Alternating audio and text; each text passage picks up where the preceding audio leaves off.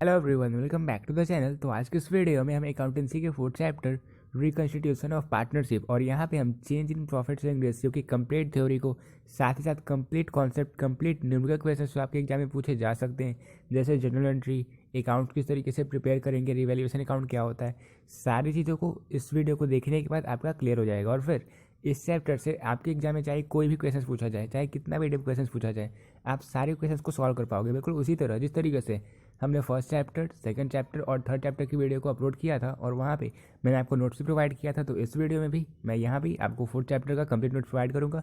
Video को starting तक देखना। स्टार्ट करते हैं हम इस वीडियो को। सबसे पहले हम ये देख लेते हैं कि रिकंस्टिट्यूशन ऑफ पार्टनरशिप फर्म हम कहते हैं किसको है। ठीक है, तो क्वेश्चन नंबर फर्स्ट है, what is meant by reconstitution of partnership firm. तो देखो, मैंने आपको सेकेंड चैप्टर में ये पूरी अच्छी तरीके से क्लियर कर दिया था कि पार्टनरशिप हम कहते हैं किसको है। जब हम और आप दोनों मिलकर एक बिजनेस को स्टार्ट करते हैं उसे हम कहते हैं पार्टनरशिप फर्म। और मैंने आपको सेकेंड चैप्टर में ये भी बताया था कि हम जो प्रॉफिट को शेयर कर रहे थे उसका रेशियो था 2:1 का, यानी कि आपको 2/3 पार्ट प्रॉफिट का मिल रहा था और मुझे मिल रहा था 1/3 पार्ट। ठीक है, लेकिन 2 से 3 सालों के बाद मैंने अपने बिजनेस में बहुत मेहनत करी। मैंने उस फर्म में बहुत ही कैपिटल इंट्रोड्यूस किए, बहुत ही कैपिटल इन्वेस्ट किया और साथ ही साथ जितनी भी एक्टिविटी थी सारी को मैंने ही मैनेज किए। तो 2 से 3 सालों के बाद मैंने आपको कहा कि देखो, अब मैं एग्रीमेंट को चेंज करना चाहता हूँ और मैं चाहता हूँ कि प्रॉफिट का 3/4 पार्ट मैं रखूँ और 1/4 पार्ट आप रखो। और आप भी इससे एग्री कर गए, आप भी सहमत हो गए। ठीक है, तो यहाँ पे हम ये देख रहे हैं कि हमारा जो ओल्ड एग्रीमेंट था, जो 2:1 की रेशियो में हम पहले प्रॉफिट को शेयर कर रहे थे, अब वो समाप्त होता है और एक न्यू एग्रीमेंट के साथ हम अपने फर्म को कंटिन्यू करते हैं। अब हम शेयर कर रहे हैं प्रॉफिट को 1:3 के रेशियो में। तो ये जो हमारा न्यू एग्रीमेंट अब तय हो चुका है, जो हमारा ओल्ड एग्रीमेंट समाप्त हो चुका है, इससे ही हम कहते हैं फर्म का पुनर्गठन, यानी कि अब फर्म को रिकंस्टिट्यूट कर दिया गया। ठीक है, तो रिकंस्टिट्यूशन ऑफ पार्टनरशिप हम किसे कहते हैं? Partnership is an agreement between 2 or more persons called partners for sharing the profits of a business carried on by all or any of them acting for all। तो ये तो मैंने आपको clear कर दिया था कि पार्टनरशिप हम कहते हैं किसको है सेकेंड चैप्टर में ही। Any change in the existing agreement amounts to reconstitution of the partnership firm, यानी कि जो हमारा पुराना एग्रीमेंट था उसमें हम थोड़ा बहुत भी चेंज करते हैं तो ये रिजल्ट देता है, और ये जो रिजल्ट होता है वो कहलाता है रिकंस्टिट्यूशन ऑफ पार्टनरशिप फर्म, यानी कि अब फर्म को पुनर्गठित कर दिया गया है। अब हमारा ओल्ड एग्रीमेंट समाप्त हो चुका है और एक न्यू एग्रीमेंट के साथ हम फर्म को कंटिन्यू कर रहे हैं। ठीक है, this result in an end of the existing agreement and a new agreement comes into being with a change relationship among the member of the partnership firm, however the firm continue। तो अब old agreement समाप्त हो चुका होता है और एक new agreement के साथ हम अपने फर्म को कंटिन्यू करते हैं। ठीक है, ये कहलाता है रिकंस्टिट्यूशन ऑफ पार्टनरशिप फर्म। अब देखो, सेकंड क्वेश्चन तो हमने क्लियर कर लिया, फर्स्ट क्वेश्चन तो हमने क्लियर कर लिया। अब हम देखने वाले हैं क्वेश्चन नंबर सेकंड को कि रिकंस्टिट्यूशन ऑफ पार्टनरशिप फर्म, यानी कि फर्म का पुनर्गठन हम कब कब कर सकते हैं। ठीक है, देखो, पहला केस तो ये होता है कि जब हम अपने प्रॉफिट शेयरिंग रेशियो को चेंज करते हैं, तो ये तो मैंने आपको एग्जांपल से अच्छे से बता ही दिया। अब सेकंड केस तब होता है जब कोई पार्टनर हमारे फर्म में एडमिट होना चाहता है, वो चाहता है कि हम साथ में मिलकर बिजनेस करें। तो जैसे कि हमारा पहला प्रॉफिट शेयरिंग रेशियो था 1:3 का, अब कोई और पार्टनर एडमिट होना चाहता है, एडमिट होता है, तो अब हमारा प्रॉफिट शेयरिंग रेशियो अगर हम चाहेंगे तो कर सकते हैं 1:3:1 का। उसे भी हम एक पार्ट दे देंगे, 1/5 पार्ट हम मुझे दे देंगे और 3/5 पार्ट मैं रखूँगा, 1/5 पार्ट मैं आपको दूंगा। तो इस तरीके से हमारा जो प्रॉफिट शेयरिंग रेशियो था वो यहाँ पे भी चेंज हो जाता है at the time of admission of a new partner. तो इसे भी हम कहते हैं रिकंस्टिट्यूशन ऑफ पार्टनरशिप फर्म, यानी कि जब कोई पार्टनर फर्म में इंटर होता है तो हमें उस पार्टनरशिप फर्म को रिकंस्टिट्यूट करना पड़ता है, पुनर्गठन करना पड़ता है। ठीक है, फिर थर्ड केस होता है रिटायरमेंट ऑफ अ पार्टनर। तो जब कोई पार्टनर फर्म से रिटायर होता है तो उस टाइम भी हमें रिकंस्टिट्यूशन ऑफ पार्टनरशिप फर्म करना पड़ता है, क्योंकि अब जो हमारा ओल्ड पार्टनर होता है जो रिटायर कर रहा है उसके शेयर को हम परचेज कर लेते हैं। जितने पार्टनर हमारे बिजनेस में रहते हैं वो उसके शेयर को परचेज कर लेते हैं। जैसे हमारा जो प्रॉफिट शेयरिंग रेशियो था वो था 1:3:1 का। अब वो जो पार्टनर था जो पहले एडमिट हुआ था अब वो रिटायर कर रहा है, तो जब वो रिटायर कर रहा है तो उसके पूरे शेयर को आपने परचेज कर लिया। ठीक है, आपने ले लिया। तो इस केस में अब हमारा जो प्रॉफिट शेयरिंग रेशियो था वो हो गया 2:3 का, क्योंकि उसका जो 1 पार्ट था वो तो आपने परचेज कर लिया और मुझे तो कुछ मिला ही नहीं। तो अब हमारा प्रॉफिट शेयरिंग रेशियो हो गया 2:3 का।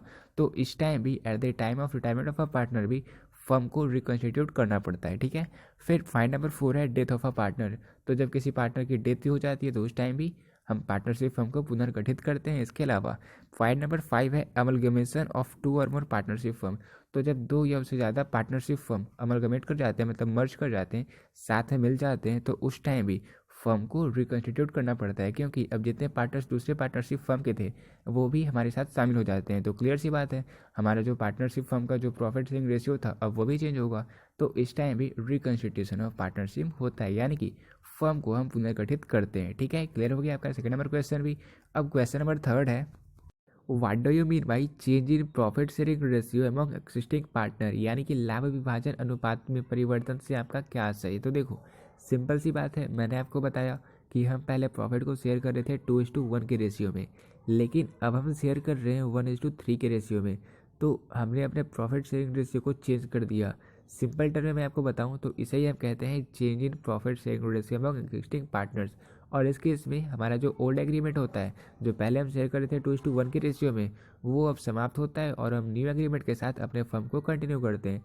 और इसके एग्रीमेंट को चेंज होने से पहले अगर हम अपने जो एसेट्स थे, लाइबिलिटीज़ थे, उन सभी को रिवैल्यू करते हैं, यानी कि हम फिर से देखते हैं कि उनकी क्या वैल्यू अभी बनती है, और फिर वो जो वैल्यू निकल कर जितना भी प्रॉफिट होता है, जितना भी लॉस निकलता है, उन सभी को हम पार्टनर्स के अकाउंट में ट्रांसफ़र कर देते हैं। या तो हम पार्टनर्स को डिस्ट्रीब्यूट कर देते हैं या तो हम एडजस्टमेंट एंट्री बनाते हैं। ठीक है, तो क्लियर हो गया question number third. A change in profit sharing ratio basically implies the purchase of share of profit by one partner from another partner, यानी कि दूसरे पार्टनर से कुछ शेयर आप परचेज कर लेते हो, तो हमारा जो प्रॉफिट शेयरिंग रेशियो होता है वो चेंज हो जाता है। In this case an old agreement comes to an end and a new agreement comes to existence. ठीक है, तो इस केस में जो पुराना एग्रीमेंट होता है वो समाप्त हो जाता है और एक न्यू एग्रीमेंट के साथ अपने फर्म को कंटिन्यू करते हैं। फिर अब पॉइंट नंबर 4 है, give the adjustment required at the time of change in profit sharing ratio. तो जब हम प्रॉफिट शेयरिंग रेशियो को चेंज करते हैं तो उस टाइम हमें कौन कौन से एडजस्टमेंट करने पड़ते हैं। सबसे पहले तो हम गेनिंग रेशियो और सेक्रीफाइसिंग रेशियो को कैलकुलेट करते हैं। तो मैंने आपके शेयर को परचेज कर लिया, पहले था 2:1, अब मैंने कर दिया 1:3। तो यहाँ पे मैं गेनिंग पार्टनर हूँ और आप सेक्रीफाइसिंग पार्टनर हो। इस कारण यहाँ पे हम गेनिंग रेशियो और सेक्रीफाइसिंग रेशियो दोनों को कैलकुलेट करते हैं। अब किस तरीके से कैलकुलेट करते हैं, तो अगर मुझे गेन हो रहा है तो यहाँ पे हमारा जो न्यू रेशियो था, मेरा जो न्यू रेशियो था वो ज़्यादा होगा, सिंपल सी बात है। तो हम न्यू रेशियो में माइनस कर देंगे ओल्ड रेशियो को, तो मेरा गेनिंग रेशियो निकल कर आ जाएगा। लेकिन आप सेक्रीफाइसिंग पार्टनर हो तो आप क्या करोगे, आप ओल्ड रेशियो में माइनस कर दोगे न्यू रेशियो को, तो आपका सेक्रीफाइसिंग रेशियो निकल कर आ जाएगा। ठीक है, तो इस तरीके से हम गेनिंग रेशियो और सेक्रीफाइसिंग रेशियो दोनों को कैलकुलेट करते हैं। इसके अलावा फर्म को रिवैल्यू करने पर जो भी प्रॉफिट होता है, जो भी लॉस होता है, उन सभी को हम ट्रांसफर कर देते हैं। पॉइंट नंबर सेकंड है adjustment of reserves accumulated profit और लॉस। तो जितने भी एक्यूमुलेटेड प्रॉफिट लॉस होते हैं या जो रिजर्व्स होते हैं जिन्हें हम जानबूझकर रखते हैं ताकि अगर आगे जाकर हमें लॉस हो तो हम उससे मैनेज कर सकें, तो इन सारी चीज़ों को हम ट्रांसफ़र कर देते हैं, इन सभी को हम एडजस्ट कर देते हैं। इसके अलावा हम गुडविल को भी वैल्यू कर लेते हैं अगर प्रॉफिट शेयरिंग रेशियो में चेंज होता है तो।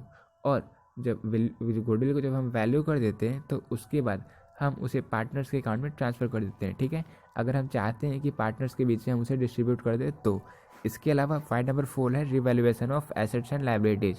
तो जितने भी एसेट्स होते हैं, जितने भी लायबिलिटीज होते हैं, उन्हें हम रिवैल्यू फिगर पर रिवैल्यूएशन अकाउंट में रिकॉर्ड करते हैं। और इसके बाद जो भी हमें प्रॉफिट होता है, जो भी हमें लॉस होता है, वो हम पार्टनर्स में डिस्ट्रीब्यूट कर देते हैं या पार्टनर्स में ट्रांसफ़र कर देते हैं। ठीक है, फिर पॉइंट नंबर 5 है preparation of capital account and balance.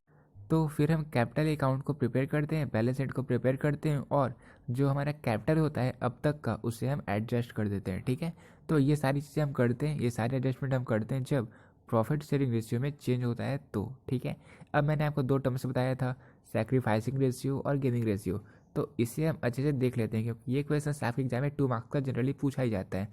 इसके अलावा एक्यूमुलेटेड प्रॉफिट क्या होता है, एक्यूमुलेटेड लॉस क्या होता है, हम इन सारी चीज़ों को अभी कवर कर लेते हैं। ठीक है, अब 5 नंबर क्वेश्चन है डिफाइन सैक्रिफाइसिंग रेशियो। तो देखो मैंने आपको बताया था कि सैक्रिफाइसिंग रेशियो हम तब कैलकुलेट कर सकते हैं जब या तो हमारा प्रॉफिट शेयरिंग रेशियो चेंज हो जाए। जैसे पहले हमारा प्रॉफिट शेयरिंग रेशियो था 2:1 का, अब हमारा प्रॉफिट शेयरिंग रेशियो हो गया 1:3 का।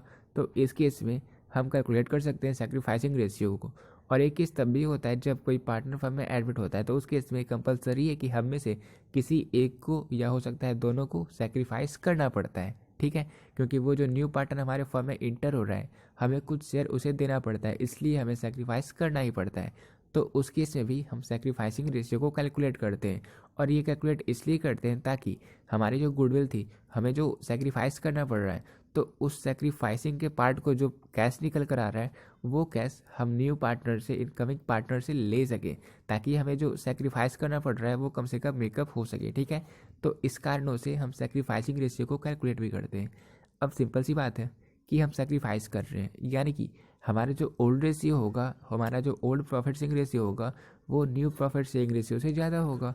इसलिए सेक्रीफाइसिंग रेशियो को कैलकुलेट करने के लिए हम ओल्ड रेशियो से न्यू रेशियो को माइनस कर देते हैं, तो हमारा सेक्रीफाइसिंग रेशियो निकल कर आ जाता है। इसके अलावा अब गेनिंग रेशियो क्या होता है, तो सिंपल सी बात है, अगर हमें गेन हो रहा है तो हमारा जो न्यू रेशियो है वो ओल्ड रेशियो से ज़्यादा होगा, तो इसलिए हम गेनिंग रेशियो में न्यू रेशियो से ओल्ड रेशियो को माइनस कर देते हैं, फिर हमारा गेनिंग रेशियो निकल कर आ जाता है। ठीक है, क्लियर हो गई ये सारी चीज़ें। और ये मैंने फॉर्मूला आपको इसलिए बता दिया क्योंकि इससे छोटे छोटे क्वेश्चंस आपके ऑब्जेक्टिव में भी पूछे जाते हैं और सब्जेक्टिव में भी पूछे जाते हैं। तो अब इन सारे क्वेश्चंस को आप लोग इजीली सॉल्व भी कर सकते हो। और ऐसा नहीं है कि मैं आपको बस थ्योरी बता रहा हूँ, मैं आपको क्वेश्चंस खुद से सॉल्व करने दूंगा और जिसका आंसर आपको हमारे कमेंट बॉक्स में आंसर भी करना है और आप इजीली सॉल्व भी कर दोगे, क्योंकि अब इस फॉर्मूले को मैंने आपके क्लियर करवा दिया। अब देखो क्वेश्चन नंबर 7 है, व्हाट इज एक्यूमुलेटेड प्रॉफिट। तो वैसे प्रॉफिट जो पहले पार्टनर को डिस्ट्रीब्यूट हम नहीं करते और उसे हम शो करते हैं बैलेंस शीट की लायबिलिटी साइड में, उसे हम कहते हैं एक्यूमुलेटेड प्रॉफिट। और इसके अलावा एक्यूमुलेटेड लॉस हम किसे कहते हैं, तो वैसे लॉस जो हम पार्टनर को डिस्ट्रीब्यूट नहीं करते, मतलब पार्टनर से नहीं लेते, लेकिन उसे हम बैलेंस शीट के एसेट साइड में शो करते हैं, उससे हम कहते हैं एक्यूमुलेटेड लॉस। ठीक है, अब 9 नंबर क्वेश्चन है, व्हाट इज जनरल रिजर्व। तो मैंने आपको पहले ही बता दिया कि प्रॉफिट में से कुछ पैसे हम पहले ही अलग कर लेते हैं, और अलग इसलिए कर लेते हैं ताकि फ्यूचर में अगर हमें कुछ लॉस होंगे तो हम उसे कवर अप कर पाएँ। तो इस कारण जो हम पहले से ही रिजर्व करके रख लेते हैं, प्रॉफिट का जो कुछ पार्ट हम पहले से रिजर्व करके रख लेते हैं, उन्हें हम कहते हैं जनरल रिजर्व। ठीक है, those reserve which are created out of profit for write off expected loss in future, यानी कि भविष्य में होने वाले कुछ एक्सपेक्टेड लॉस को कवर करने के लिए हम जो पैसे पहले ही अलग कर लेते हैं एक रिजर्व में, उसे हम कहते हैं जनरल रिजर्व। ठीक है, अब क्वेश्चन नंबर 10 है, give the accounting treatment of accumulated profit loss या रिजर्व।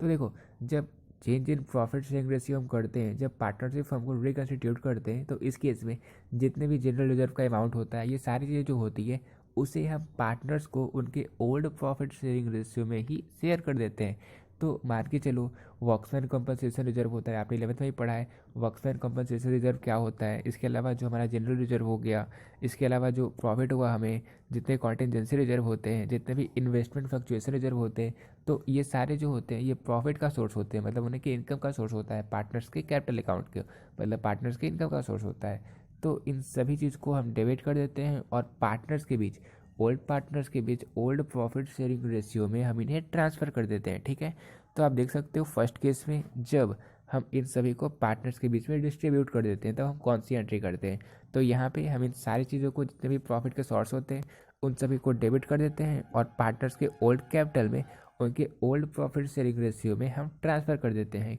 ठीक है, तो ये हो गया हमारा फर्स्ट एंट्री। और इसके अलावा अगर हमें लॉस हो रहा है तो उस केस में हम ओल्ड पार्टनर्स कैपिटल अकाउंट को सबसे पहले डेबिट करते हैं और जो हमें लॉस हो रहे हैं उन्हें, और इसके अलावा जो डिफर्ड रेवेन्यू एक्सपेंडिचर है उन्हें हम क्रेडिट साइड में रिकॉर्ड करते हैं। ठीक है, जर्नल एंट्री में क्रेडिट साइड में हम उन्हें जगह देते हैं। फिर हम एंट्री मेट करते हैं, यानी कि हम अपनी नरेशन को लिखते हैं कि being accumulated loss transfer to old partners capital account in old ratio. याद रखना ये सबसे इंपॉर्टेंट है कि हम ओल्ड रेशियो में ही ओल्ड पार्टनर्स को इन चीज़ों को शेयर करते हैं। ठीक है, ना कि न्यू रेशियो में, क्योंकि ये सारे पिछले साल के रिकॉर्ड्स थे, पिछले साल के जनरल रिजर्व थे, पिछले साल के प्रॉफिट थे, पिछले साल के लॉस थे, पिछले साल के वर्कमैन कंपनसेशन रिजर्व थे। इस कारण इन सभी को हम ओल्ड रेशियो में ही ओल्ड पार्टनर को शेयर करते हैं।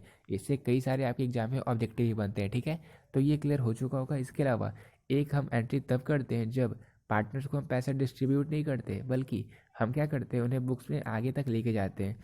तो उस केस में हम कौन सी एंट्री करते हैं, उस केस में जो पार्टनर्स को गेन हो रहा है, जैसे जो पार्टनर एडमिट हो रहा है, और इसके अलावा हम जो ओल्ड पार्टनर्स थे उन्हें जो सेक्रीफाइस करना पड़ता है क्योंकि वो पार्टनर फर्म में एडमिट हो रहा था, तो यहाँ पे हम जो सेक्रीफाइसिंग पार्टनर्स होते हैं उन्हें हम कर देते हैं क्रेडिट, और जो गेनिंग पार्टनर्स होते हैं उन्हें हम डेबिट कर देते हैं।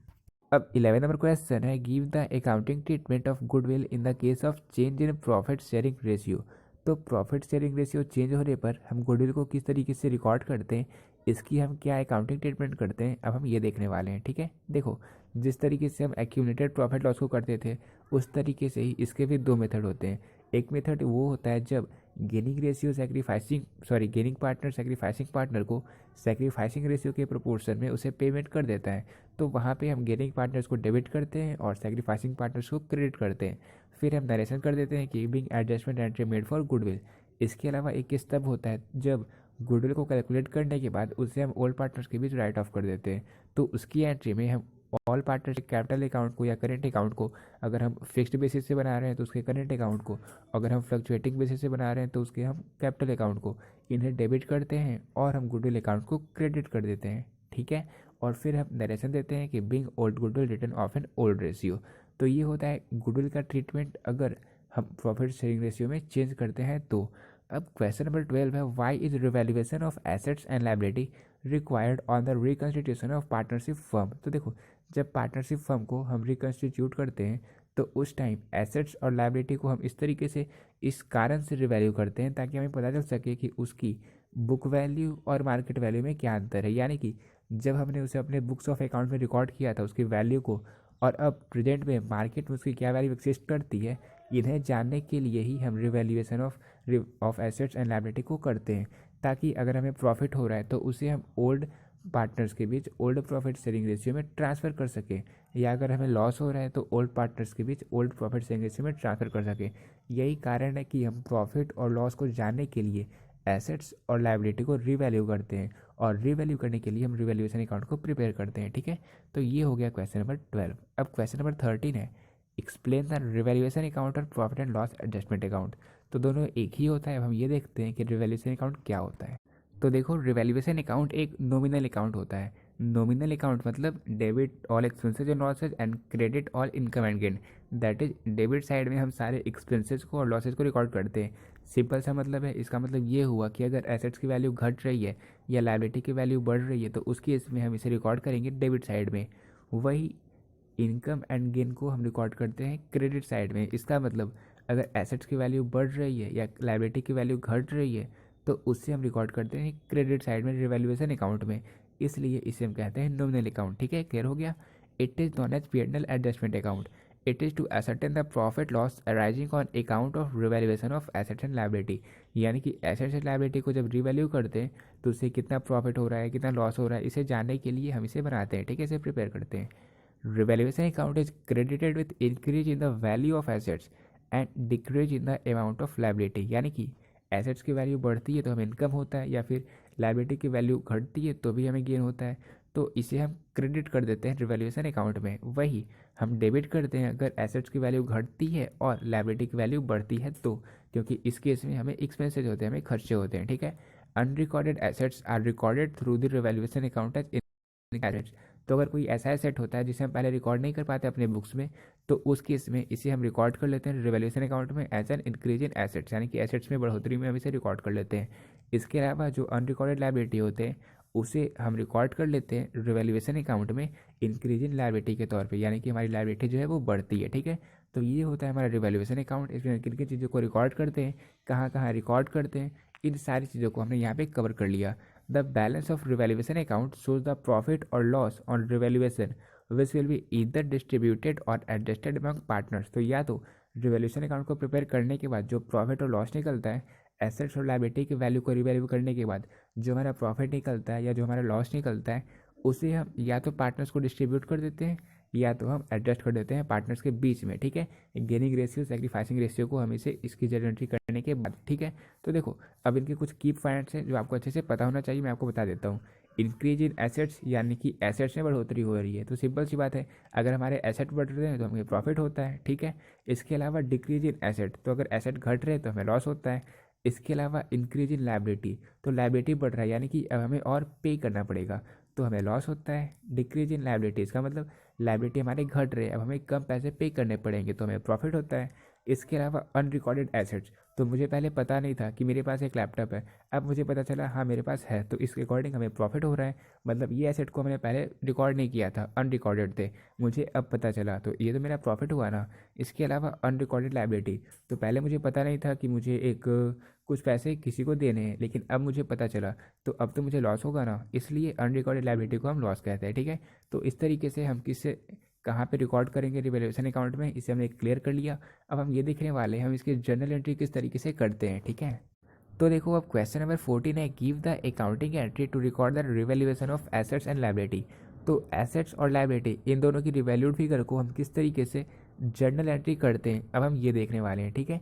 मैंने आपको ऑलरेडी बता दिया, अगर एसेट बढ़ रहा है तो हमें प्रॉफिट होता है, अगर लायबिलिटी बढ़ रही है तो हमें लॉस होता है, अगर हमारे एसेट्स घट रहे हैं तो हमें लॉस होता है, अगर हमारी लायबिलिटी बढ़ रही है तो हमें लॉस होता है, ठीक है। ये सारी चीज़ें मैंने आपकी क्लियर कर दी। अब हम देखते हैं इसके जर्नल एंट्रीज को। देखो अगर एसेट्स में बढ़ोतरी हो रही है तो देखो एसेट हमारा होता है रियल अकाउंट, और रियल अकाउंट का गोल्डन रूल क्या है, डेबिट व्हाट कम्स इन।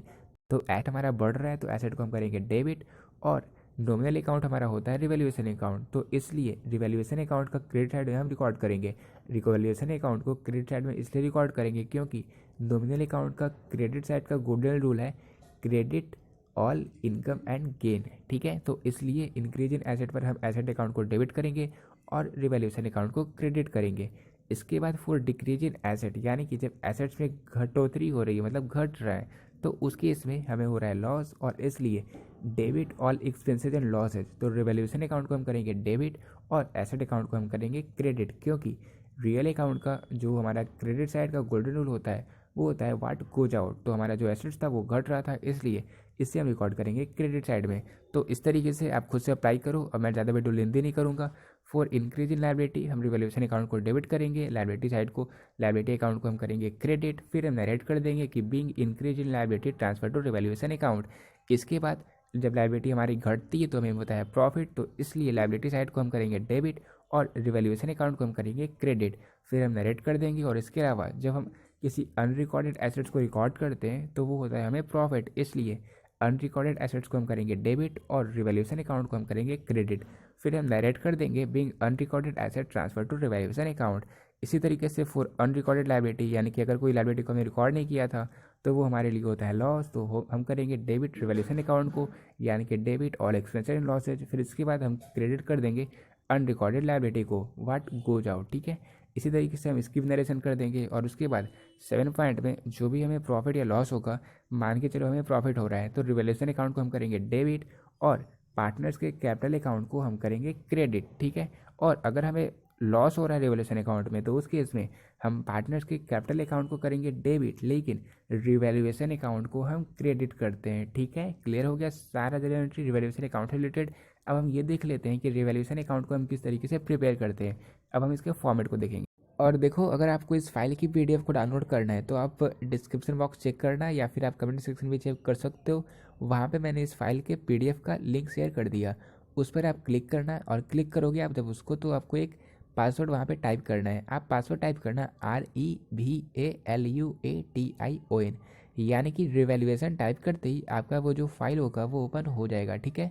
तो इस तरीके से आप पीडीएफ को डाउनलोड कर सकते हो, और जब चाहो जहाँ चाहो आप उसे रिवाइज कर सकते हो। अब हम ये देखते हैं कि रिवैल्यूएशन अकाउंट में हम डेबिट साइड में और क्रेडिट साइड में किन चीज़ों को रिकॉर्ड करते हैं। अगर हमें प्रॉफिट होता है तो हम कहाँ ट्रांसफ़र करते हैं, और अगर हमें लॉस होता है तो हम उसे कहाँ पे ट्रांसफ़र करते हैं, ठीक है। देखो रिवैल्यूएशन अकाउंट का ये फॉर्मेट आपको यहाँ पे दिया हुआ है। डेबिट साइड में जब लायबिलिटी की वैल्यू बढ़ती है, यानी कि जितने हमें एक्सपेंसेस होते हैं, जितने हमारे लॉसेज होते हैं, उन्हें हम डेबिट साइड में रिकॉर्ड करते हैं, debit all expenses and losses. वही क्रेडिट साइड में हम ऑल इनकम एंड गेन को रिकॉर्ड करते हैं। जैसे बाई इंक्रीज इन एसेट, जब इंक्रीज इन एसेट यानी कि एसेट में बढ़ोतरी होती है या लायबिलिटी घटता है तो हमें मिलता है इनकम, हमें होता है गेन, इस कारण इसे हम रिकॉर्ड करते हैं क्रेडिट साइड में। फिर जो हमारा प्रॉफिट निकल कर आता है, जो हमारा लॉस निकल कर आता है, उसे हम पार्टनर्स के अकाउंट में ट्रांसफ़र कर देते हैं, उसे हम पार्टनर्स में शेयर कर देते हैं, ठीक है, उनके ओल्ड प्रॉफिट शेयरिंग रेशियो में।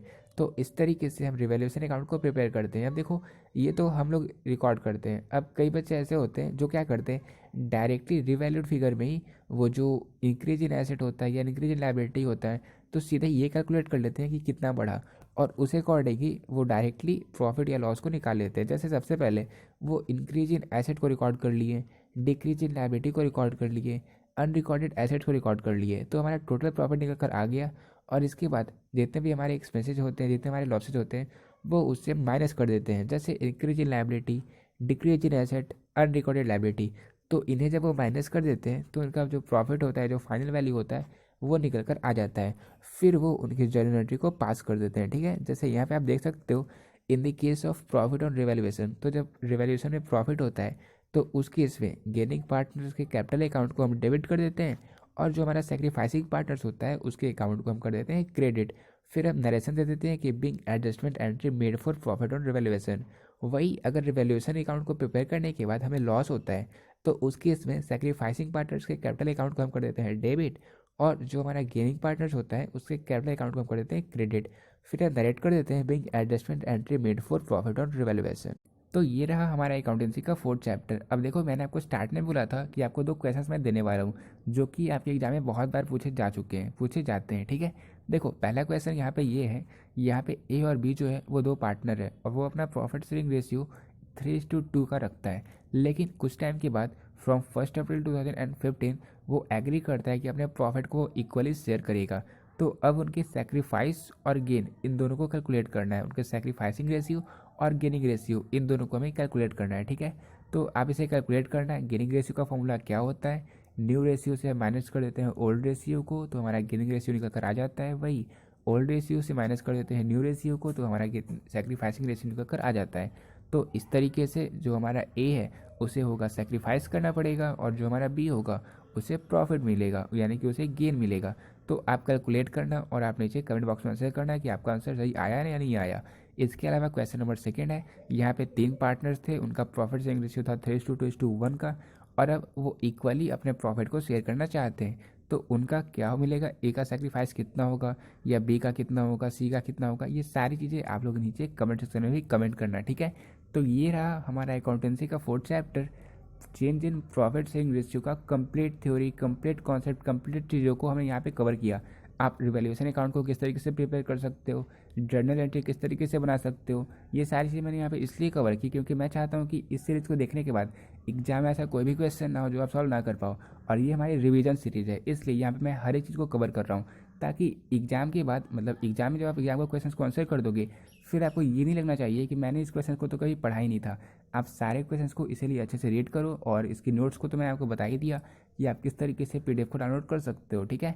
तो जल्द मिलेंगे अपने नेक्स्ट वीडियो में, तब तक आप इस वीडियो को जितना हो सके अपने सारे दोस्तों के साथ शेयर करना, ठीक है। मिलते हैं अपने नेक्स्ट वीडियो में एक नए चैप्टर के साथ, तब तक के लिए प्लस आओ।